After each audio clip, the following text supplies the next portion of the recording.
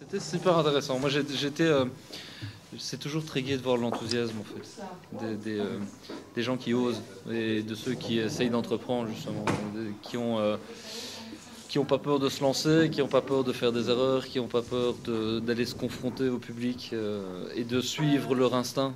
Parce que je pense que quand on fait ce métier, c'est avant tout un état d'esprit en fait. Quand on est journaliste, pour moi, journaliste, c'est beaucoup plus qu'une case à remplir sur sa feuille d'impôt.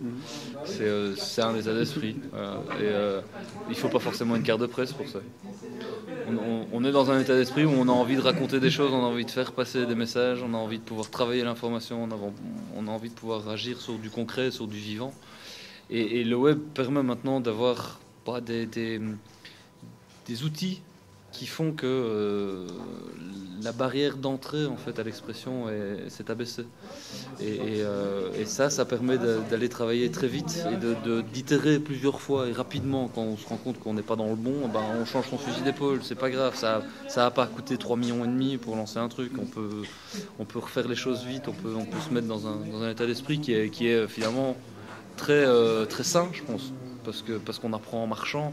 Et par exemple, les petits gars de Bref du trottoir, moi je trouve ça génial. Les mecs, ils ont cru à ce qu'ils faisaient, ils ont avancé dans le truc. Et encore maintenant, même s'ils gagnent pas de l'or en barre, et ils en gagneront sans doute jamais, ils font pas ça pour ça. Et c'est là que la démarche elle est intéressante.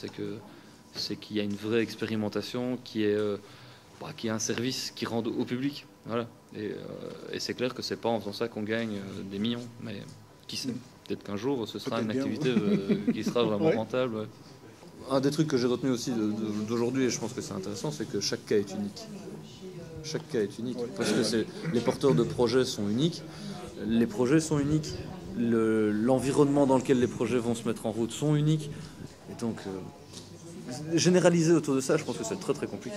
Mais c'est peut-être plus un job de recherche et d'analyse sur plein de cas différents pour déterminer les plus petits communs dénominateurs, essayer de les reproduire et faire en sorte que ça perdure. Là, à l'heure d'aujourd'hui, je pense qu'on est tous beaucoup plus dans l'expérimentation qu'autre chose.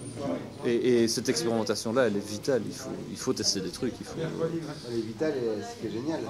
C'est ce qui rend la période absolument géniale. C'est ce qui rend super excitant. la période excitante. Il y a moyen de s'éclater, Ouais. C'est pour ça que ça se fait aussi beaucoup dans des petites structures. C'est plus gros, peut-être.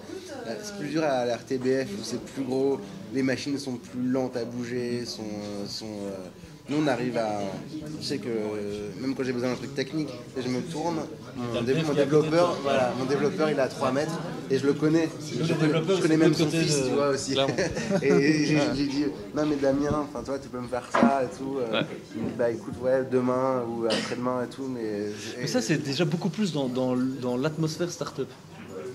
Ouais, les mecs qui bossent ensemble, qui sont autour d'une table où t'as un dev, t'as un designer, t'as un graphiste, t'as un journaliste, t'as un sales. Parce que le mec il va te dire ouais, ça c'est vachement bien comme truc, mais tu le vends comment? Ah non, mais ok, intègre-le. Et c'est pas impur de le penser comme ça. Faire du marketing éditorial, ça existe de tout temps. Des médias qui créent des coûts uniquement parce qu'ils savent qu'ils vont avoir une visibilité dans les papiers de la concurrence pour... on n'a pas attendu le journalisme pour avoir ce genre de choses. On n'a pas attendu le web pour avoir ce genre de choses qui se passent. Hein. C'est naturel, je pense.